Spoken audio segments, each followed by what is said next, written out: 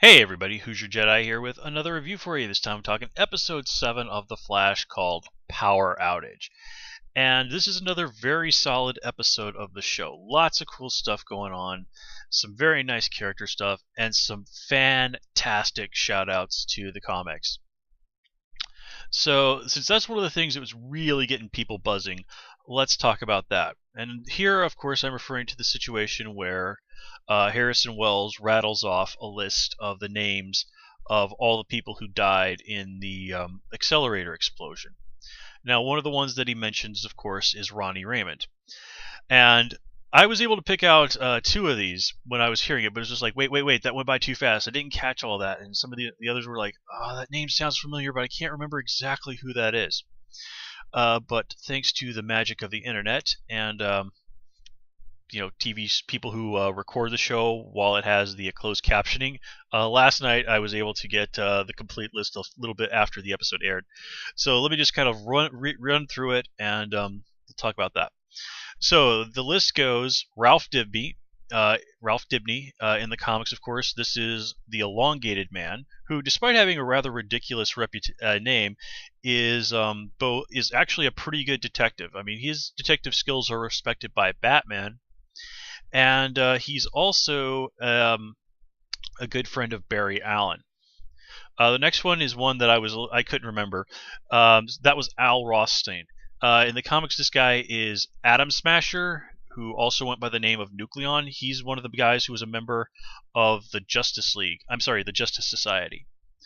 And there's a difference between the Justice League and the Justice Society, but that's a little complicated. Let's see. The next one was one that I really liked, and that was Grant Emerson. In the comics, he's Damage, and Damage is one of those characters who was created back in the '90s. Just kind of meant to be one of the new generation of heroes they tried to introduce then, and the character had his own series and everything, and was a very important person in the famous 0 Hour crossover. Since then, he kind of floated around in the background, ended up in the Justice Society.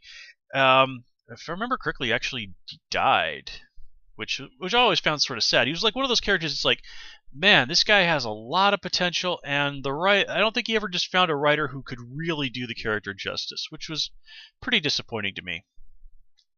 The next person was Will Everett. That's Amazing Man. I think I've mentioned him in either my reviews here on the yes, I'm pretty sure I mentioned him in my review of the episode with The Mist. Another version of The Mist actually killed Amazing Man in the comics. Bummer for him. But yeah, Amazing Man's thing was in the DC universe. His grandfather, who was also named Will Everett, was actually the first black superhero. Let me see here. The other person, and probably among fans after Elongated Man, the best known character on the list, who isn't Firestorm, was B. DaCosta. Now this is short for Beatrix DaCosta, who is Fire from the Justice League. Kind of interesting here that she's probably been switched to being American, since this happens in Central City. In the comics, she was actually Brazilian. But, I mean, then again, there's actually no real reason why a Brazilian person couldn't have been in Central City. I mean, one has to imagine it's a large major city. There's definitely going to be foreign people there, so... Of course, I saw online that some people were like, "Oh, I really like that character," and they have them in the Flash universe, but they're dead. Okay, well, keep in mind though that these are all people who are members of the Justice League or the Justice Society, heroes, every last one of them. And the person saying that they're dead is Harrison Wells. And as we've seen, Harrison Wells is not exactly a guy who is somebody you can count on to tell you the truth. I know, just looking at the social media, I wasn't the only person who was like wondering, like, you know what? I wouldn't surprise me if Harrison Wells has these people locked up somewhere, like what we see he's doing with the Mist at the end of the episode. Just locked up somewhere. Maybe he has some tech from the future that's put them in suspension, or maybe he just sort of used his resources to, give them phony identities and told them like, hey, you don't want people finding out you have powers. If they do, Wade Eiling's going to show up at your house and drag you off to the military laboratory to experiment on you. Here's a new ID. Just go start your life over. Consider this my apology for doing this to you. So it totally would not surprise me if these are characters that might turn up in maybe later this season or possibly in future seasons, because you have to imagine the people behind the Flash are probably taking the long view on this. The show's been doing really, really well, so it wouldn't surprise me at all if they're already starting to think season 2, season 3 ahead. And also keep in mind, people who everybody thought died in the explosion keep turning up to be alive and with superpowers on this show. I mean, that's what happened with Weather Wizard. It's what happened with Atwood, Girder. Last episode, they thought the guy was dead. Nope, turns out he's alive. So again, and also these are also characters who they could reasonably do on the show and aren't big enough to be likely candidates for their own series. And it just sort of even adds to the already impressive list of Justice League characters that they have established as existing in the Flash and Arrow universe already. I mean, we've got Arrow, Flash, Black Canary, Wildcat. Firestorm is coming. I mean, it's just really darn cool. So anyway, let's just kind of get right into the character stuff. Now, the bad guy. Let's just kind of deal with the bad guys this time around, and move on to the good guys. Now, the bad guy around is Blackout, whose real name is Farouk. Now, he's not from the DC universe proper. He's actually in the comics from an alternate timeline, the Flashpoint timeline, which it's complicated, cosmic, alternate reality stuff. But there he was actually a hero. Here he's somebody who was a good person, but who was just sort of driven by necessity and just madness into villainy, which sort of makes him a somewhat tragic character. You kind of get the impression that he wasn't a bad person. He was just somebody who was out being a drunken idiot, and then something terrible happened to him, and it just basically drove him crazy. So I can't remember the name of the actor because I very rarely remember actors' names, but his performance as Blackout was really nice, really creepy, but still there so that you felt bad for the guy. Like, he didn't really ask for any of these things to happen to him. And again, as I said, this need to feed, cliche somewhat though that might be, is what drove him to start down this road. And then he just ultimately ends up looking for somebody to blame and picks Harrison Wells. And, that's all she wrote. Now, it definitely looks like he's dead this episode, but this is a comic book show, so you never know. I mean, it totally would not surprise me if Harrison Wells just sort of sticks his body in a freezer somewhere, and if it were to somehow or other get a significant jolt of juice, he could just back up again. And him being somebody who can potentially drain the Flash's powers, well, there's probably a good reason why Harrison Wells has taken an interest in that. Let me see. Now, Tony Woodward. Now, he was Girder last episode, and I was surprised they brought him back so quickly. But the idea of turning him loose on Blackout, that was really cool. I did not see that coming. I definitely enjoyed that little conversation he had with Wells. But what's really surprising is that, one, Blackout was able to turn the tables on him so quickly. I mean, at first it looks like he was going to be able to laugh off Blackout's powers, but then Blackout ends up killing the guy. And his last words are to warn Barry to run. And it's just kind of a little bit of a shame we didn't get to see a bit more of this guy as a character, because you kind of get the impression that that little speech that Barry gave him last episode, and however long he was stuck down there in that cell, which I get the impression it wasn't terribly a long time. They do say it's basically been 10 months since everything happened. And when Barry woke up, it was mentioned that it's been 9 months. So basically all 7 of these episodes have taken place over roughly a month, which has got to be a pretty darn intense month. But anyway, let's assume like a couple of days have passed, and Tony's been stuck down there with nothing to do but sort of think about everything. You can't help but wonder if maybe it didn't dawn on him that Barry was right, that he lived his whole life as nothing but a bully, and that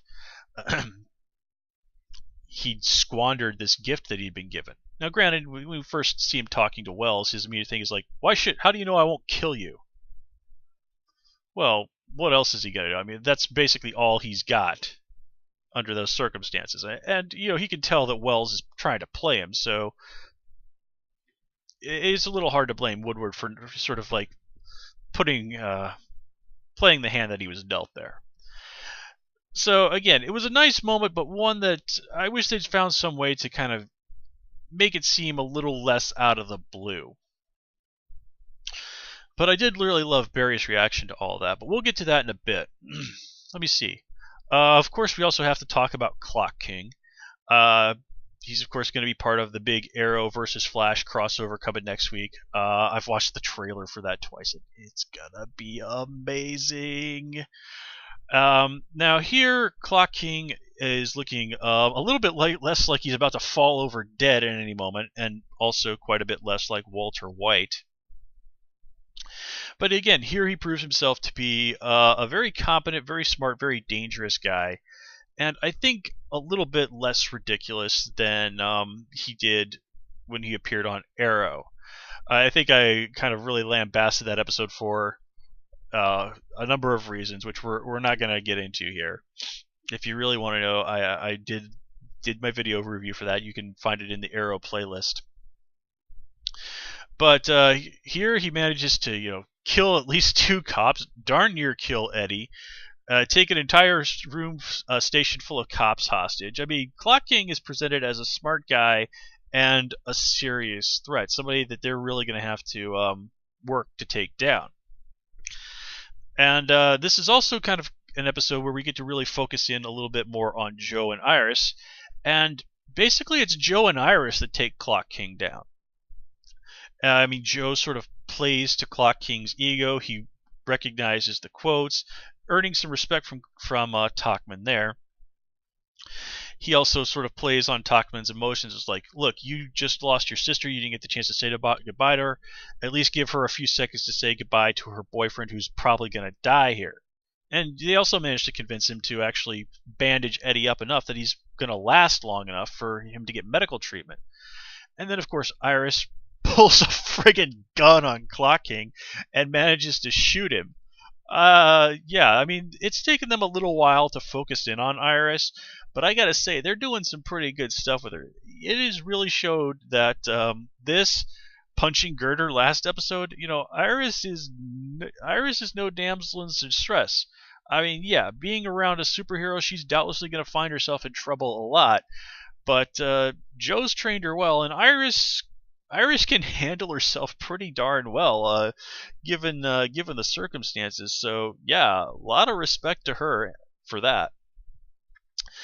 And then, of course, this brings us to the big, questionably villainous Dr. Harrison Wells. And this episode, oh man, we get some really great stuff with him. Now, we get to see him talking to this weird AI that he has working for him named Gideon. Now, the only Gideon that I was able to find in the DC universe is actually one of the new gods. And they're basically sort of cosmic characters, as the name might imply. I've never really been wild about the new gods, to be perfectly honest. And Gideon's is a fairly minor character from there who I wasn't familiar with.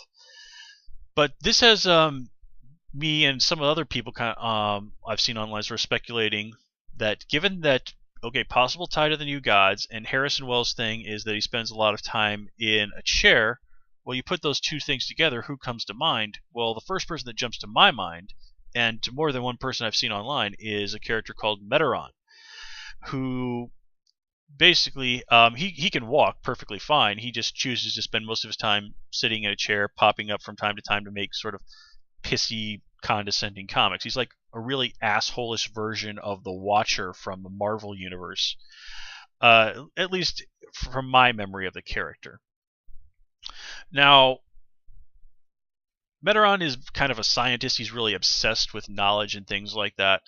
And he has been portrayed as being a major, major dick more than once. So the idea that he could be Harrison Wells in disguise is not out of the realm of possibility.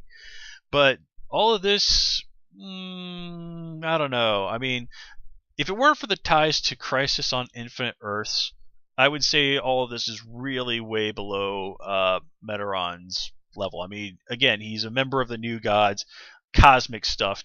You know, dealing with the likes of Darkseid are kind of his thing. And if you know DC Comics, you know that there are few villains in the entire DC universe as big or as bad as Darkseid. He is pretty easily the scariest, most evil dude in the DC universe.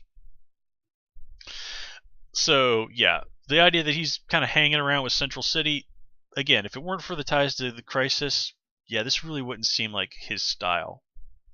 And he certainly really doesn't seem like he would be terribly interested in finding a way to take away Barry's powers. So I have a feeling that this is probably a deliberate red herring on the part of the writers. But I could be wrong.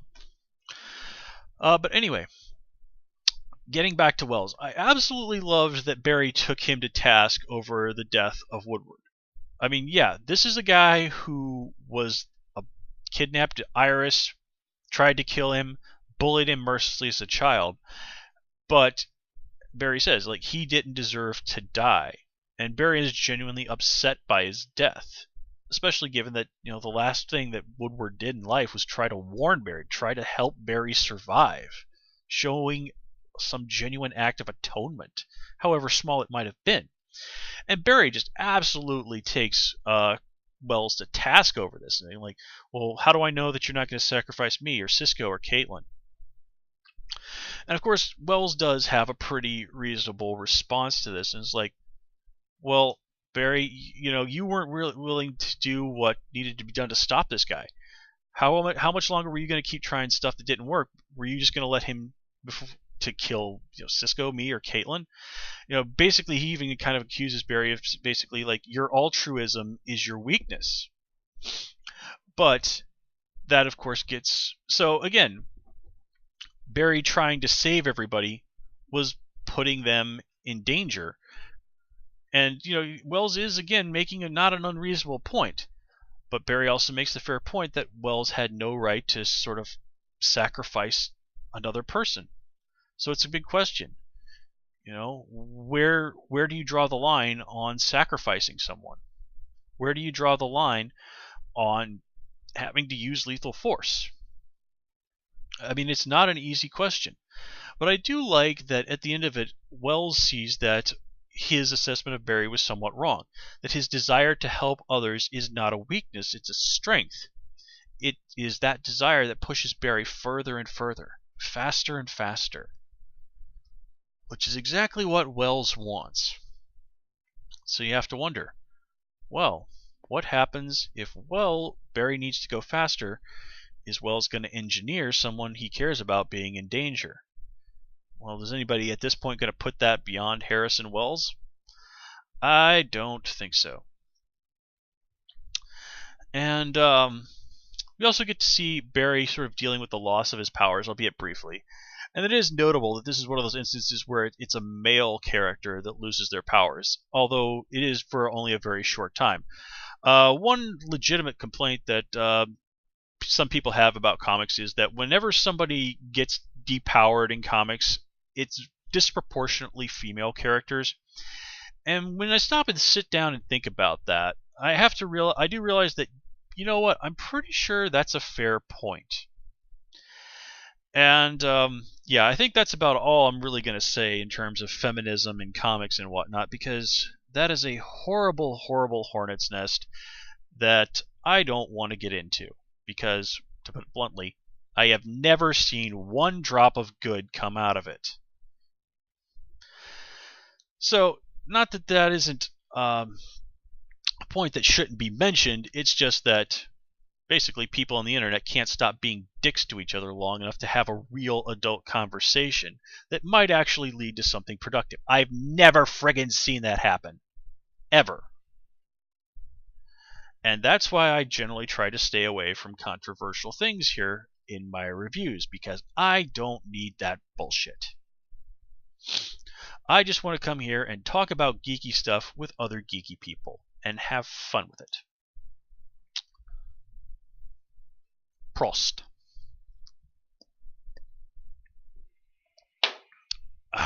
Thank God for coffee. Also, speaking of fun stuff, Barry dealing with that mugger, that was gold. Now, granted, that's Bob Barry could have found a way to see to it for 100% sure for that guy would have been arrested for attempted armed robbery. Instead, he just basically is perhaps going to get hauled in for, I don't know, maybe indecent exposure. I don't think it's actually illegal to walk around in your underwear. But yeah, that guy's going to have a pretty difficult time explaining that situation to the cop. And I imagine that that cop is probably going to haul that dude down to the station for a little chat. And as long as he has current warrants out from his arrest, well, I guess he'll go to jail. If he doesn't, then, well, I don't really know what the police would be able to charge him with. They'll probably just, give him a ride home and tell him, don't ever do that again, you drunken idiot, or something. So, yeah, I do think there are probably ways Barry could have handled that situation a little bit better that may have resulted in that guy, for real, unquestionably going to jail, but, details, right? Details. Sometimes you just kind of just have to roll with things. And let's see, is there anything else? No, nothing comes to mind, guys. All in all, a really good, really fun episode, and I am so looking forward to the Flash versus Arrow when we get back from Thanksgiving. And one other thing, I just read this really interesting remark that Grant Gustin made in an interview, and he said that the producers had told him who Reverse Flash really is. And he was like, okay, I totally did not see that coming. So I have the feeling that when we finally find out who Reverse Flash really is, that a lot of our theories are going to get shot straight to hell. I mean, right now the two big suspects are, of course, Eddie Thwan and Harrison Wells. So the idea that it could be somebody else, well, man, I don't know. The idea that it could be somebody completely out of left field that I haven't considered, I don't know how to react to that. But I like the idea that might not be one of the two immediate suspects, and that just really gets me scratching my head and wondering. But anyway, guys, I'm going to leave it at that. As always, please comment, rate, and subscribe. And of course, you can follow me on Twitter at Who's Your Jedi. Until next time, take care and have a good one.